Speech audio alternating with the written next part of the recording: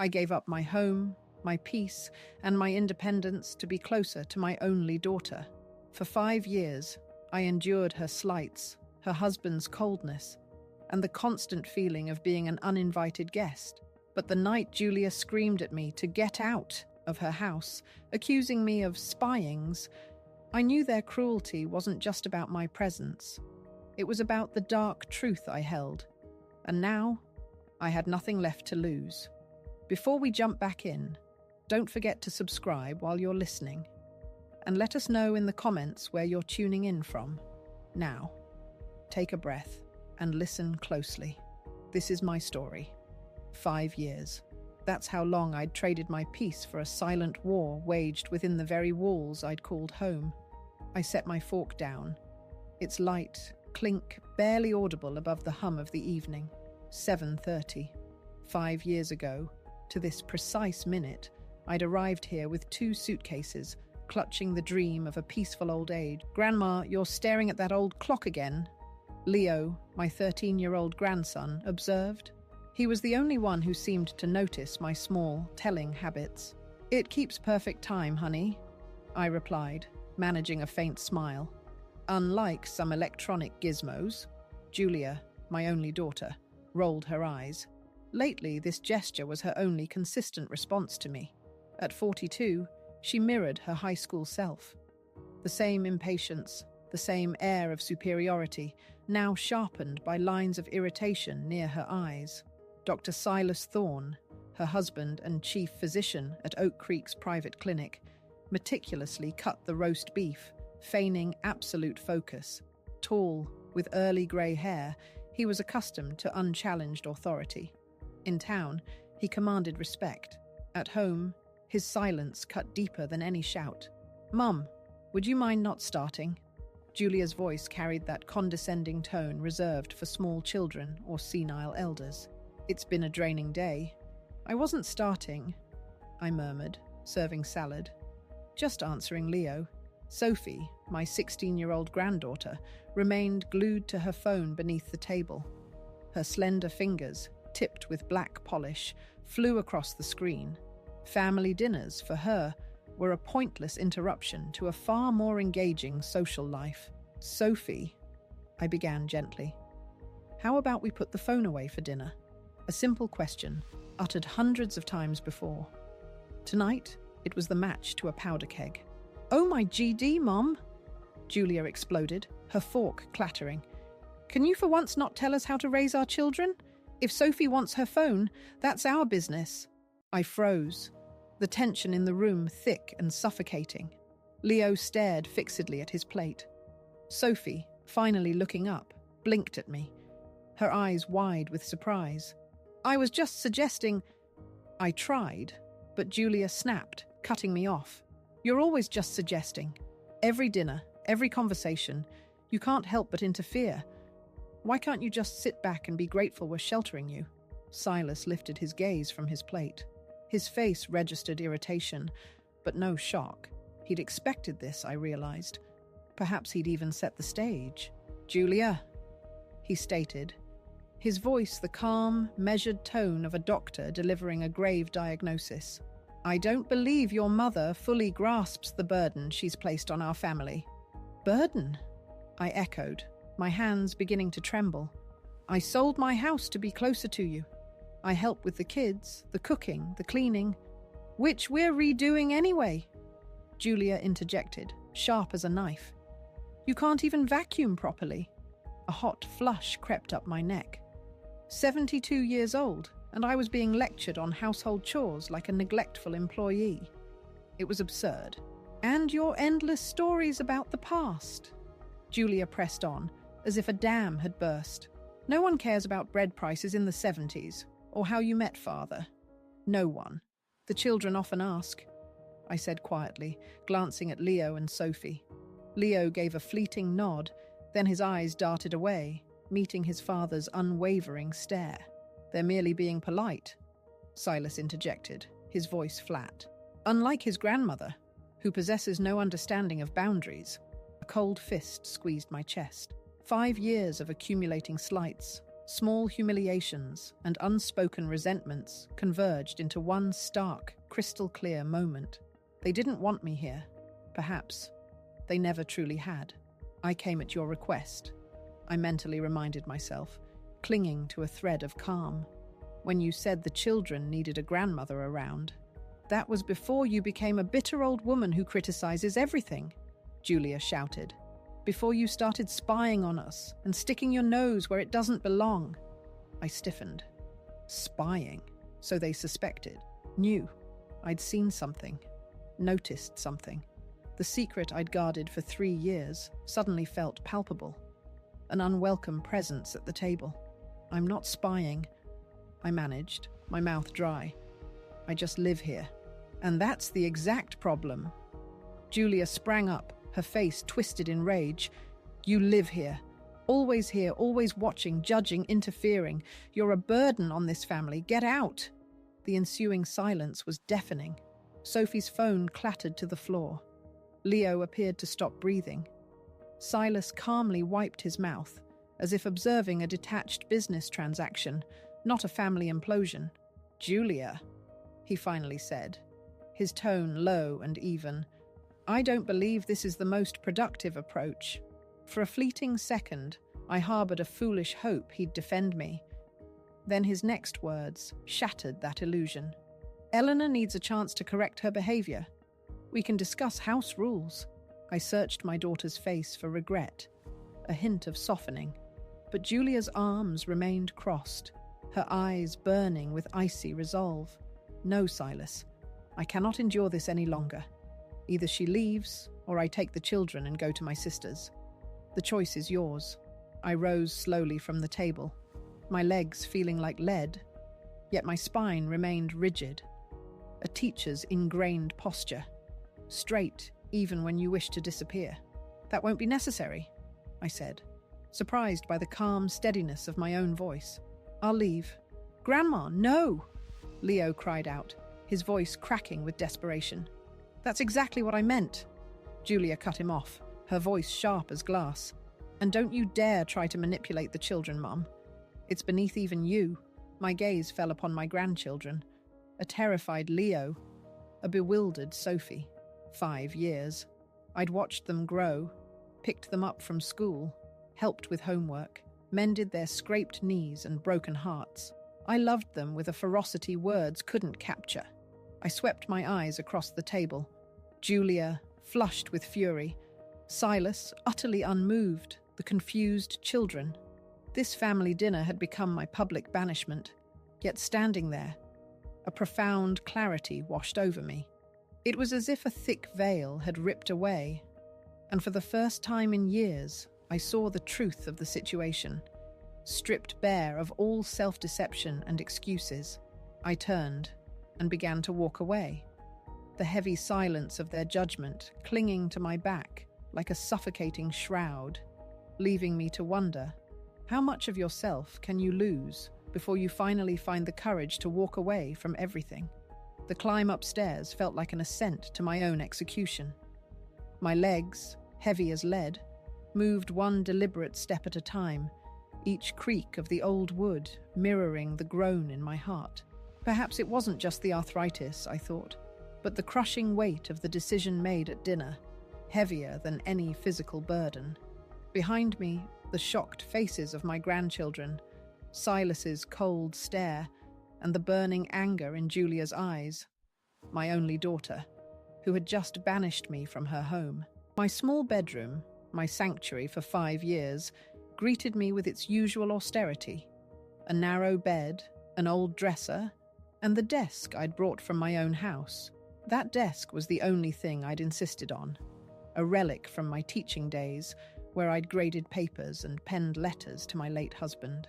Now, it held only a framed photo of Leo and Sophie, taken 3 years ago, before adolescence had stolen their easy smiles.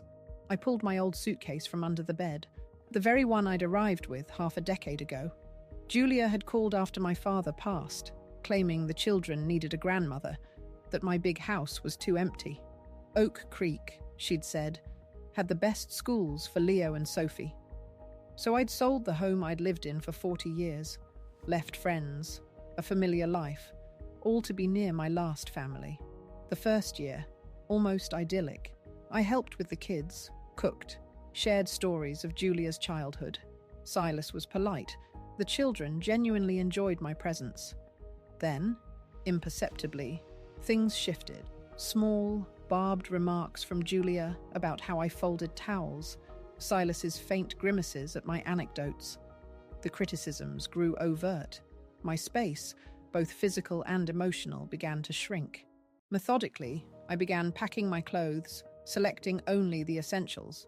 A soft knock at the door startled me. Leo stood there, his usually cheerful face contorted with worry. "Grandma?" he whispered, as if fearing his parents would hear. "Are you really leaving?" "I am, dear," I replied, continuing to fold a sweater. Sometimes adults need space from each other. "But where will you go? It's almost 9 at night." I offered a strained smile. "I'm calling Beatrice, remember? The old lady with the cats. Your friend who gave us raisin cookies." Leo wrinkled his nose, then corrected himself. "Oh, right. Your friend who lives on Maple Street. That's her," I confirmed, pulling a photo album from a shelf. "My oldest friend. We went to college together. Mum said you could come back if you start respecting their boundaries." Leo hesitated, searching for the words. I suppressed a sigh. Typical Julia, using her child as a messenger, twisting her demands into his mouth. I walked to him, putting my hands on his shoulders. "Honey, some things are more complicated. Sometimes people need to break apart to find their way back, and sometimes breaking apart is just the end." I didn't tell him there was no going back, no undoing the line his mother had crossed, or what his father was involved in. "Will you leave your number?" he asked, genuine concern in his voice. "Of course." I quickly scribbled it. "Call me anytime. Give it to Sophie, too." Just then, Julia appeared in the doorway, her face taut, eyes red. Not from sorrow, but from suppressed fury. "Leo," she commanded, voice strained. "Homework now." "But Mom, right now." "Now." No room for argument. Leo gave me one last, helpless glance before leaving. Julia's gaze was cold. "I hope you're not poisoning his mind with tales of what a terrible mother I am." "I would never," I replied calmly. "Unlike you, I don't use children in my games." Her face contorted. "You never understood me. Always thought you knew better. Always looked down on me." I shook my head, closing my suitcase. "No, Julia. I've always looked at you with love, with concern, sometimes bewilderment, but always love. If you loved me," her voice trembled, "you'd respect my decisions, my family, my marriage." I looked at her clenched fists, knuckles white. My little girl, who once brought me dandelions, had become this woman, casting out her mother. "Love doesn't mean blindness," I said quietly. "I see what's happening in this house. I see what you and Silas are doing." Her eyes widened, a flicker of fear, but she quickly composed herself. "I don't know what you mean. If you're referring to how we raise our children, you know exactly what I mean," I interrupted, my voice rising, firm and clear. "The faked reports, the hidden side effects, you and Silas putting people in danger for money and reputation." Julia went pale, her hand instinctively rising to her throat, a gesture from childhood whenever she was scared. "You're delusional," she whispered, her voice wavering. "Old age fantasies. Then why are you so desperate for me to leave?" I asked, picking up my suitcase. "Why now, when the Viridian 7 clinical trials are almost complete?" She stumbled back, as if I were contagious. "Get out," she hissed. "Just get out of my house." I walked past her, a strange calm washing over me. 5 years I'd lived in fear of losing my last family bond. 5 years I'd kept silent about what I knew. Now, with the choice made for me, I felt not grief, but a chilling, liberating relief. And the path ahead, though uncertain, suddenly felt inevitable. How does it feel to step into the unknown when the very ground beneath you has crumbled away? Silas Thorne waited on the stairs, a perfectly pressed shirt, and an impenetrable facade masking the darkness beneath. He stood tall, trim, an impeccable figure, a model head of household, a respected doctor. No one would guess this man systematically twisted drug trial results, risking lives for profit. "Let me help you with your suitcase," he offered, extending a hand with fake politeness. I handed it over, starting down the stairs, gripping the railing. My knees protested, a sharp reminder, but I refused to show weakness. Downstairs in the hallway, Sophie stood. Her eyes were red. She had actually been crying, unlike her mother. Her phone lay forgotten on the console. "Grandma?" she whispered, her voice barely audible. "I'm going to miss you." I hugged her, breathing in the scent of the apple shampoo she'd used since she was a little girl. "I will too, sweetheart. But we'll see each other, I promise." "Sophie!" Julia's sharp voice cut through from upstairs. "Go to your room." "But Mom, now?" Sophie flinched, gave me one last, desperate glance, and slowly made her way upstairs. I heard her bedroom door slam. Silas opened the front door and stepped onto the porch. I followed him, taking one last look at the house I'd called my own for 5 years. The framed pictures, the artificial flowers I'd bought, the hook where my coat hung, small traces of my presence, soon to fade, as if I'd never been here. The October evening air was cool, almost chilly. Oak Creek's weather was unpredictable, warm during the day, then a sudden drop, hinting at winter. I wished I'd brought my coat, but going back felt humiliating. Silas didn't stop on the porch. He walked to the gate, opened it, and stepped onto the sidewalk. Then, with a sudden, careless motion, he dropped my suitcase. It wasn't thrown, nor neatly placed, just dumped, a burden he was eager to be rid of. "I called a cab," he said, looking over my head. "It'll be here in 10 minutes. "Thank you," I replied, surprised by my own calm. "That's very thoughtful of you." He grimaced at the sarcasm, but said nothing. We stood across from each other, an old woman, a man in his prime. Mother-in-law and son-in-law? Two people who had never truly understood each other. "You know, Silas," I began, the words coming easily, "when Julia brought you to meet me, I thought she'd made a good choice. Successful, educated, from a good family. You seemed so grounded, so reliable."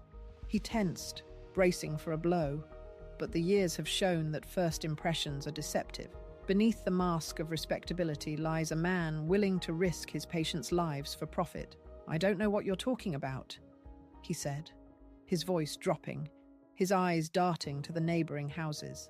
"I'm talking about the Viridian 7 clinical trials," I stated, my voice steady. "The reports you manipulated, how you and Julia conveniently left out the serious complications in 20% of patients." Silas went pale, his face like a wax mask in the streetlight. "These are absurd accusations," he whispered. "You have no proof." "Do I?" I raised an eyebrow. "What about copies of the original reports I made 3 years ago? Or the recording of your conversation with the pharmaceutical rep, where you explicitly discuss withholding data?" It was a gamble. I had no recording, only overheard snippets from outside his half-open office door. But Silas couldn't know that. His face contorted with a mix of fear and rage. "You've been spying on me in my own house. I accidentally witnessed it," I corrected. "And then I started paying attention. It's hard not to, when something feels so wrong." Silas took a step forward, his fist clenched. For a moment, I feared he might strike me. But he stopped, pulling himself together with visible effort. "What do you want?" he gritted out. "Money?" I laughed, a bitter, hollow sound. "You still don't get it, Silas. I'm not a blackmailer. I'm a mother who worries about her daughter, and a grandmother who doesn't want her grandchildren growing up in a family involved in dangerous practices. Then why didn't you say anything for 3 years?" He narrowed his eyes. "If you're so principled," I looked away. It was a question I'd asked myself countless times. "Because I was afraid of losing my family," I answered honestly. "Because I hoped you'd come to your senses." because I'd convinced myself that the issues weren't serious enough to risk Julia and the children's well-being. I looked him straight in the eye. But today, you and Julia made a decision for me. You kicked me out of the family I was so afraid of losing. And now, I have nothing left to lose, Silas. No more secrets, no more silence. At that moment, a cab pulled up to the sidewalk. The driver, a young man with a tired face, rolled down his window. "Eleanor Vance?" he asked. "A ride to the Willow Creek Inn?" "Yes," I answered, not taking my eyes off Silas. "That's me." The driver got out to help with my suitcase. Silas stood still, his tall figure tense, fists clenched. Our gazes met, and for a moment, I saw something new in his eyes. Fear. Not for me, not for the patients, but for himself. "You wouldn't dare," he whispered, his voice thin. "Think of Julia, of the children. They're all I think about," I replied, opening the cab door. For 5 years, I kept quiet for their sake, but sometimes silence hurts more than the truth. I got into the car and closed the door. Through the glass, I saw Silas standing on the sidewalk, a statue of shock and rage. The cab pulled away, carrying me from the house, the daughter who'd rejected me, the grandchildren I loved. But in that moment, I didn't feel exiled. For the first time in a long time, I felt free. Free from fear, from silent complicity, from compromising my conscience. As the city lights blurred behind me, a new, unsettling quiet filled the space my family once occupied. What does true freedom feel like when it's purchased at such an unexpected cost? The Willow Creek Inn's dim chandeliers offered little warmth as I stepped inside. A young receptionist, whose practiced smile barely registered my late arrival, checked me in. "Just one night," I stated, handing my card. No questions. Indifference felt like a strange mercy in Oak Creek. My room was standard. Sterile, beige, overlooking the parking lot. I dropped my suitcase, collapsing onto the bed. The day's harsh reality finally hit. Kicked out. My daughter's screams, Silas's veiled threats, my grandchildren's bewildered eyes. No tears, only a raw, bitter anger. 5 years of silent endurance now culminated in this. My phone vibrated. "Julia." I let it ring. A text followed. "Hope you realize what you've done. Too late to apologize now. Always the blame." Then Leo. "Grandma, are you okay? Mum said you said something stupid." My heart clenched for him. "I'm fine, honey. Don't worry. Focus on studies." A minute later. "When are you coming back?" I stared at the screen. Truth. Too cruel. Lies. Too dishonest. I typed, "Let's talk later. Best not text until your parents calm down." He replied, "Okay." Silence. My headache intensified. A plan. Beatrice. She wouldn't mind a late call. I dialed. After 2 rings, her worried voice, raspy from years of smoking, answered. "Eleanor, you never call this late. What's wrong?" Her familiar concern, a lifeline in the stillness, offered the first true comfort. Was this quiet promise of an old friend's presence enough to find strength in such stark reality? "Eleanor," Beatrice's voice, raspy from decades of smoking, cut through the darkness of my hotel room, thick with worry. "What's wrong? You never call this late."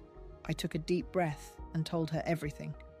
The horrifying scene at dinner, Julia's cold fury, Silas's veiled threats, and how I, a 72-year-old woman, found myself abandoned at a hotel with a single suitcase. "That pompous turkey and your arrogant daughter put you out on the street." Beatrice was incandescent. "Eleanor, darling, why didn't you call at once? I would have come for you." "It was late," I answered, feeling the exhaustion deep in my bones. "And I needed time to think." "What's there to think about?" She snorted. "You're moving in with me tomorrow. I have 4 bedrooms and only 1 cat. Plenty of room for everyone." A genuine smile, the first of the evening, touched my lips. Beatrice had always been like this. Opinionated, decisive, her thoughts unburdened by hesitation. That's why I'd loved her since our first day of college, almost 50 years ago. Are you sure? I asked, a flicker of doubt. This could be for a long time. I hope it's forever. She cut me off, her voice firm. I've been asking you to move in with me for 3 years, instead of serving that ungrateful family. You finally made the right decision, albeit forced. We agreed she'd pick me up at the hotel at 10 in the morning. After the call, a small measure of tension released. At least I had a plan and a roof. Lying in the unfamiliar hotel bed, sleep remained elusive. I replayed the dinner scene, countless alternate scenarios twisting in my mind. Different words. Julia less enraged, Silas defending me. But the stark reality always returned. My own daughter had kicked me out. And now, at 72, I was starting a new life. No tears came, only a dull ache of anger and bitter disappointment. The morning light streamed through the curtains, the sound of cars filling the parking lot. I'd slept longer than usual, but exhaustion still clung to me. My headache was gone, replaced by a strange emptiness. I packed, settled my bill, and stepped out into the crisp October sun. Oak Creek looked peaceful, sleepy, unaware of the storm brewing within its quiet streets. At precisely 10, Beatrice's silver Volvo, her latest folly, acquired for her 70th birthday against her son's advice, pulled up. She emerged, tall and statuesque, with short grey hair and bright lipstick. At 75, her back was still unbent, her presence commanding. "Eleanor," she said, her arms opening wide. I stepped into her embrace, grateful for the anchor she provided. "My dear, I'm furious with your daughter. Don't waste your energy, Winnie," I said, tired. "What's done is done." She snorted, but didn't argue, instead retrieving my suitcase. "I have the blue room ready for you," she announced as we pulled into her driveway. "The one that faces the garden. Remember how you always said it was the most beautiful?" A lump formed in my throat. Beatrice wasn't just offering shelter. She was trying to knit comfort into this raw, new reality. "Thank you," I whispered. "For everything." She gave me a quick, understanding glance. "There's nothing to thank me for, sweetheart. Remember how you helped me after Daniel passed? I thought I'd drown in grief, but you came every weekend, cooked, made me leave the house. Now it's my turn." Beatrice's house on Maple Street was a grand Victorian, elegant and spacious, reflecting her late husband, Arthur's architectural taste. Inside, Oscar, the old grey cat, presided from the windowsill like a small emperor. Beatrice led me to the parlour, a room blending antique furniture with modern art, a testament to her knack for combining tradition with novelty. "Make yourself comfortable," she said, gesturing to the sofa. "I'll make tea. Then, we talk strategy." As she busied herself in the kitchen, I looked around, memories flooding back. Before living with Julia, Beatrice and I met weekly, discussing books, sharing news. After I moved, those visits dwindled. Silas disliked Beatrice's bluntness. Julia didn't encourage our bond. Beatrice returned with tea and cookies. "So," she began, pouring, "what's your plan?" I sighed. "Honestly, I don't have one. Everything happened so fast. All I know is I wouldn't go back to Julia, even if she asked, which I highly doubt. And rightly so." Beatrice nodded. "You tolerated their disrespect for too long. But that's not what I mean. What about what you know about your son-in-law's shady dealings?" I stiffened. Of course Beatrice knew. I'd confided my suspicions 2 years ago, when I first noticed the discrepancies in Silas's accounts. "I don't know," I admitted. "Part of me wants to forget it all. Start fresh. The other part, it knows to keep quiet, is to be complicit." Beatrice studied me over her glasses. "What did you say to Silas when you left?" I shifted, recalling the sidewalk conversation. I hinted I wouldn't keep their secrets anymore. "Hinted?" She raised an eyebrow. "Or did you say it outright?" "More like the latter," I confessed, feeling the blush. I was angry, disappointed.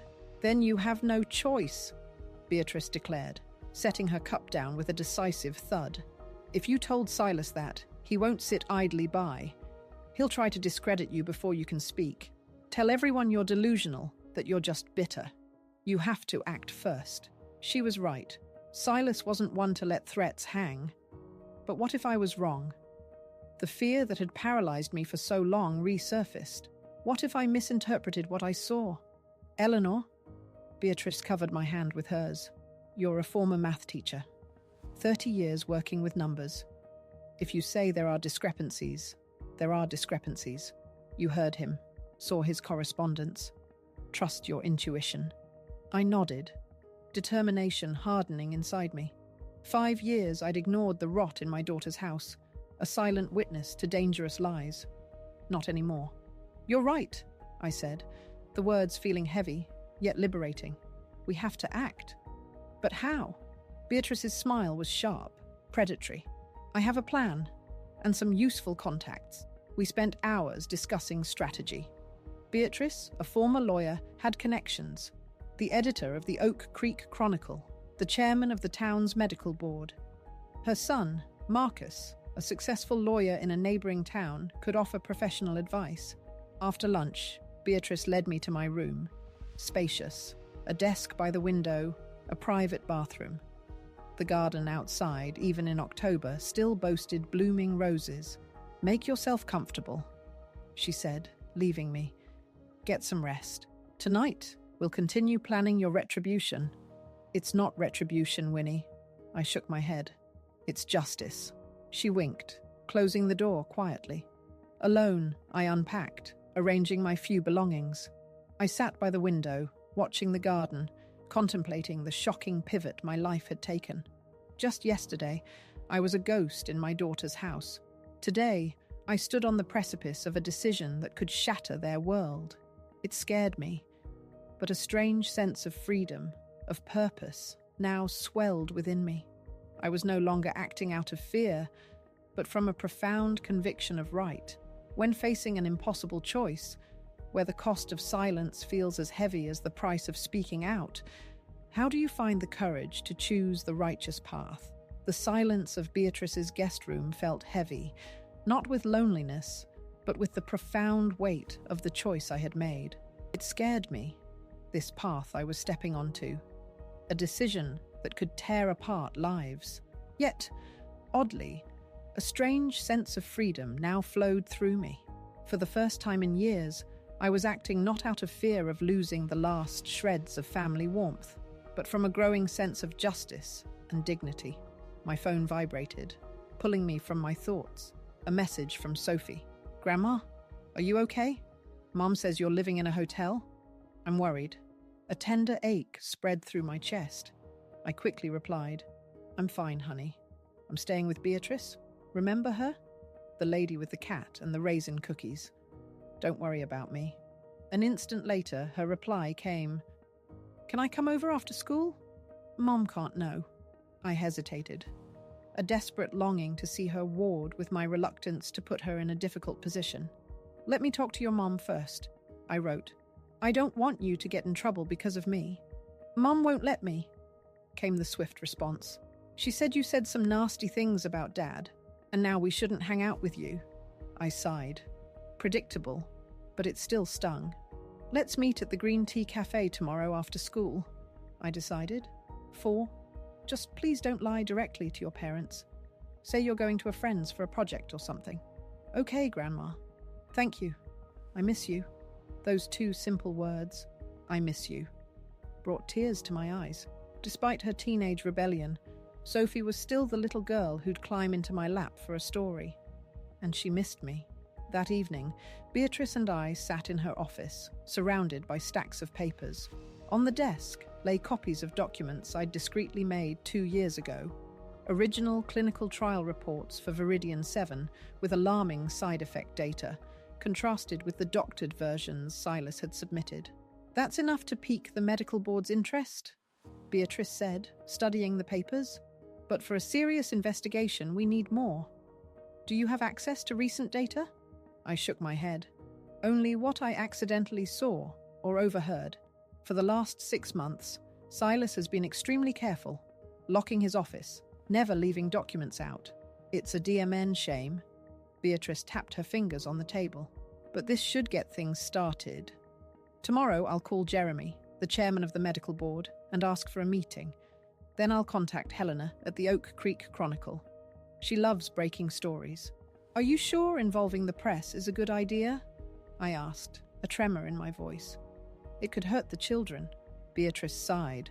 Eleanor, darling, you're too kind. But think, if your son-in-law is truly falsifying data about a drug about to hit the market, we're talking about people's health, even lives. This isn't a domestic dispute. It's a crime. Her words, sharp and undeniable, cut through my hesitation. Silence, in this case, would make me an accomplice. But the thought of triggering a public scandal that would engulf my grandchildren was almost physically painful. Let's try the official route first, I suggested. The medical board, perhaps the pharmaceutical company. If that doesn't work, then the press. Beatrice nodded, though I knew she preferred a more aggressive approach. All right.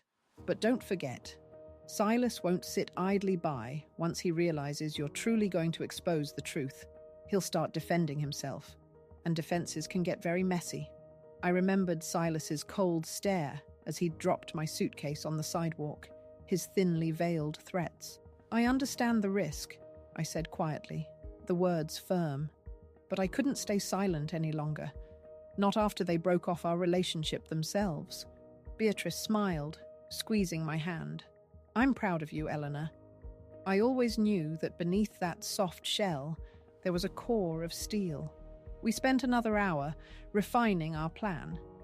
Then Beatrice left to call her son Marcus for legal advice. Alone in the office, I reviewed the documents again, recalling everything I'd witnessed over the past 3 years.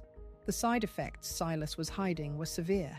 Liver problems, neurological symptoms. 20% of patients developed complications, but his reports cut that figure to 3%. Statistical error, he'd once said, chillingly. I remembered the first time I stumbled upon the truth, looking for a lost cufflink. A box of papers fell, revealing 2 identical reports, different data. Then the phone calls. Silas openly discussing correcting data, Julia urging caution with documents. For 3 years, I'd stayed silent, telling myself I didn't know enough, that maybe there was a logical explanation, that for the children's sake, it was best not to interfere. But now, Julia herself had severed our family bond. I had no reason to stay silent. Silas had to answer for his actions. Julia had to answer for her complicity. I gathered the documents into a folder, placing them in Beatrice's safe. Then I stepped out to the veranda. Beatrice was there, smoking, a habit she returned to in times of stress despite past promises. Sorry, she offered, a guilty smile. Old habits DMN hard. So do old secrets, I replied, sitting beside her. We sat in silence, watching the evening garden, the October air cool. A distant dog barked, a peaceful scene, completely at odds with the storm we were about to unleash on our little community. Are you sure you want to do this? Beatrice asked, breaking the quiet. It's not too late to forget everything, to start a new life here with me without scandal. Part of me longed for that quiet peace, but the other part knew I'd never truly be at peace if I stayed silent. I have to do this, I said firmly. Not for revenge, because it's the right thing to do. Beatrice nodded, putting out her cigarette. She took my hand. Then we'll do it together. Tomorrow, I'll call Jeremy and make an appointment. And then, whatever happens, happens. As the promise of action settled over me, I wondered, what does it take to finally stop living in fear and embrace a justice that demands everything? The calm before the storm shattered, not with a bang, but with a relentless cascade of consequences. I sat in Beatrice's kitchen, sipping coffee, watching Oscar, her cat, lazily wash his face. A peaceful scene, utterly at odds with the hurricane I'd unleashed. Just yesterday, I chose to act. Beatrice and I called Jeremy Hammond, chairman of the medical board, arranging an emergency meeting. Hammond, a keen-eyed man with a reputation for incorruptible ethics, scrutinized the documents. Eleanor Vance, he said. If this is true, it's grave. Tampering with clinical trials is a felony. I affirmed my resolve, prioritizing public safety. He promised an immediate investigation. Things spun with chilling speed. The medical board contacted the pharmaceutical company. Beatrice alerted the Oak Creek Chronicle, preparing them for the inevitable. Just 24 hours after I left Julia's house, local news channels buzzed. Renowned doctor falsified clinical trial results. Dr. Thorne under investigation. Clinic closed. Online, I saw Silas's familiar face, now infamous. I think it's begun, Beatrice said, entering. Silas has just been taken from the clinic in handcuffs. Witnesses say he was screaming conspiracy.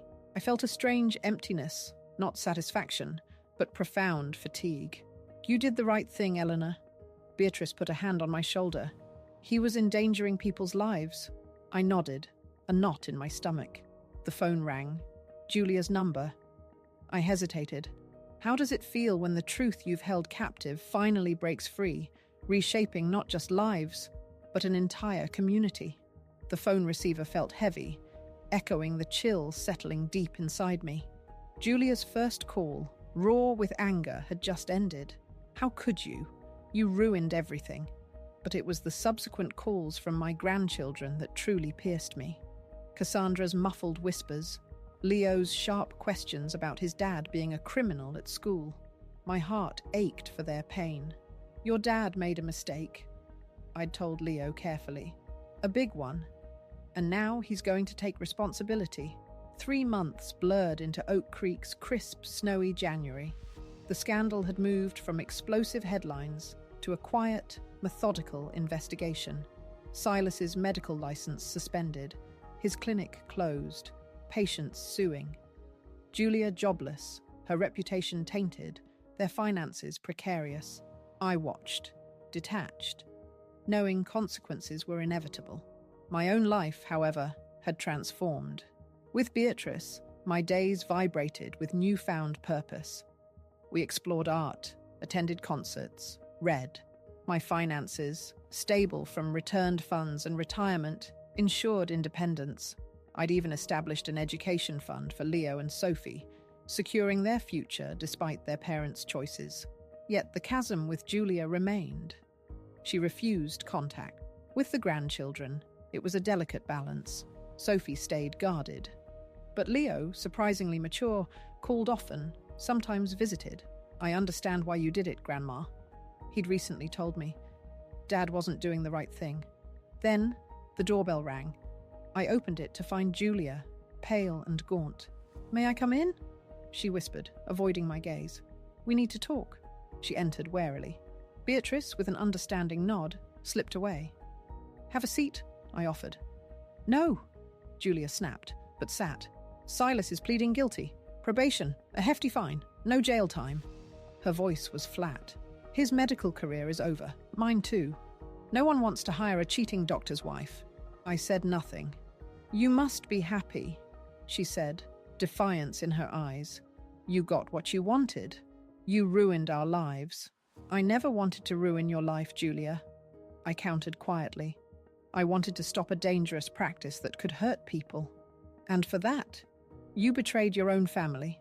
The old resentment simmered. No, Julia, I said firmly. I didn't betray my family. I did what any responsible citizen should. What you and Silas did was a crime. Her shoulders slumped. I didn't know everything. I was just helping with paperwork. You knew enough, I insisted.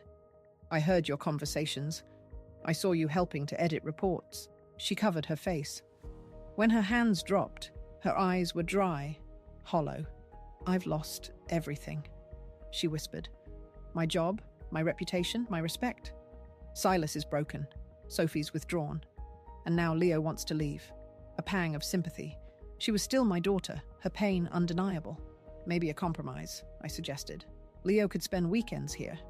Space for him. Still part of your family. She looked up, tiredly. Do you really think that would work? I don't know, I answered honestly. But it's worth a try, for Leo's sake. She nodded slowly. Good. Have him come this Friday. And Sophie? I ventured. Sophie's going through a difficult time, Julia evaded. Give her time. I didn't push. The door, once shut, was now ajar. I heard you're creating an education foundation for the children, Julia said, rising. Yes, I confirmed. To ensure their future. Thank you, she said quietly, the words costing her. She then left. Beatrice joined me. How did it go? Better than I expected, I admitted. Leo will be coming on weekends. Children shouldn't suffer for their parents' mistakes, Beatrice agreed. That evening, looking out at the snow-covered garden, I reflected. 3 months ago, I was an unwelcome guest. Today, an independent woman, free from toxic relationships. The price was high. A fractured family, my grandchildren's pain. Yet no regret. I had done the right thing. From my desk drawer, I pulled the small box for Leo, his grandfather's pocket watch, a symbol of time. Always moving forward. My new life was just beginning. At 72, I was opening a new chapter, surrounded by friends who became family, with grandchildren whose relationships would build on honesty. I'd found the strength for justice, even at the cost of family bonds. In that decision, that ability to stay true, I found dignity. The journey of finding your voice truly begins when you realize the silence you once kept was never truly yours. After navigating such profound betrayals, how do you believe one finds peace and rebuilds their life even when family ties are severed? Share your thoughts and experiences in the comments below, because your perspective truly matters. And if Eleanor's story resonated with you, don't forget to hit that subscribe button to join our community.